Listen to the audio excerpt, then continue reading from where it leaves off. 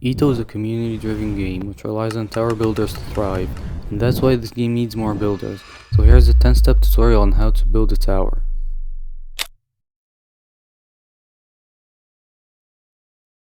Before we start, I'd like to introduce myself. Hi, my name is Hixel. I've been building for 5 years.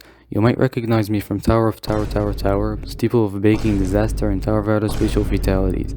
These are only some of my towers which are recognized as absolute peak in the community. But with that out of the way, let me tell you how to make an EToH tower. Before you start building, download the place that has the kit and open it. The kit has all of the client objects that you can use in your tower, except for balloons, those kinda suck. I recommend messing around with everything before starting. Keep in mind you're not allowed to use any scripts that aren't in this kit, because only verified builders can make custom client objects. After you're done checking out the kit, you should make a plan for your tower. Think about how the gameplay layout is gonna go, what mechanics you want to use, and how you can make your tower more unique. None of these plans should be set in stone yet, but you should have at least some ideas to start off with. For the frame you want to have two things, the colors and the shape. Let's start with the colors. You can pick a gradient or random colors, but me personally I'm not a fan of gradients, but if you want to make one I recommend using a gradient generator, which I'll leave in the description. Now for the shape of the frame. You can add design on the frame to make it look better, but make sure it looks good from a distance. And don't go overkill with the frame design, the simpler it is the better. We finally got to the good stuff. I'm not gonna keep you waiting, so how do you make good gameplay? The answer is kind of complicated because there's no objective way to answer this, but there are some tips that will hopefully help you make your gameplay just a little better.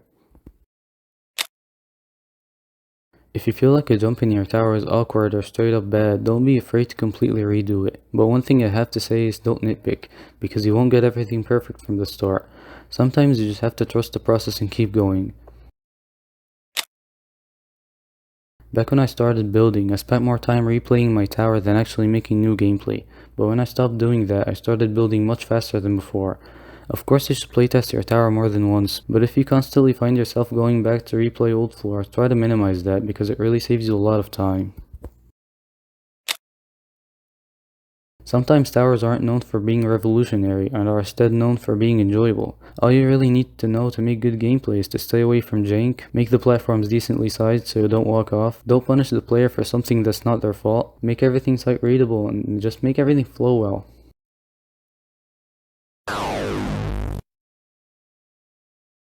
The best way to increase your tower's creativity is to become creative.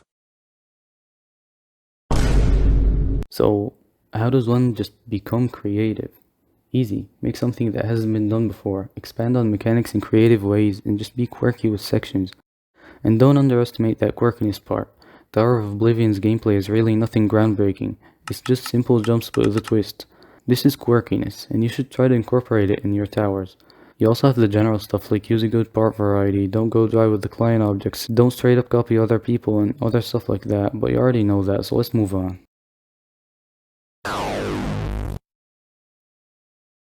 Design is where a lot of people mess up because while it is true that design isn't what makes or breaks a tower, that doesn't mean you don't have to care about it at all. You still need to make your tower at least bearable to look at. You don't need anything fancy, just make everything look fine. Take Tower of Time for example. Its design is really simple, but it gets the job done and looks clean. Design also has the basic tips like make sure there's no Z-fighting and make all the colors fit together. Like I said for the frame, make sure it looks good from a distance because that's usually the first impression people get from your tower. Design is really all about your own preference. You shouldn't copy other people's design, but rather use your own design style that expresses you.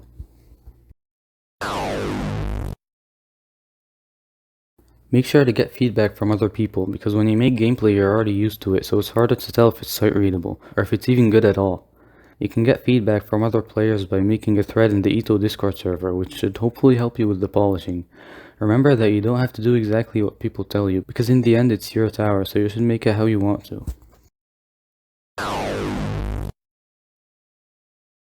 Remember when I told you not to keep playing your tower over and over? Well, now it's time to do exactly that.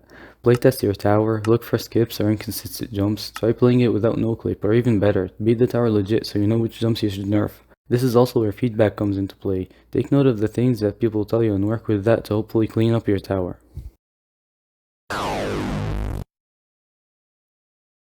By the time you're done with your tower, you should have a fitting name for it.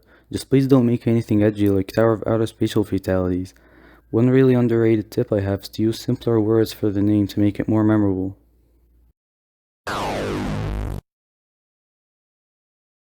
That's it, you can now submit your tower. Make sure you include the name, builder's difficulty, and the base part count, along with the link to the tower in the submission. If your tower passes review, it goes on the waitlist and you get the builder role. If it doesn't pass, don't worry, you won't always get it right on the first try. Here you'll have two options, either give your tower an update and improve it, or make a whole new tower. You can pick whatever suits you, but make sure to never force yourself to build something you don't like.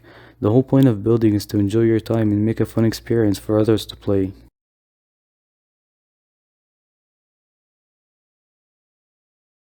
And there you have it, the long-awaited building guide. I'm hoping to turn this channel into a building channel, but without all that become creative nonsense that I used to do. I'd really just like to show the process of building and my skills improving on this channel, and hopefully help you learn a thing or two as well. So if you want to, I'd really appreciate it if you subscribe to show your support.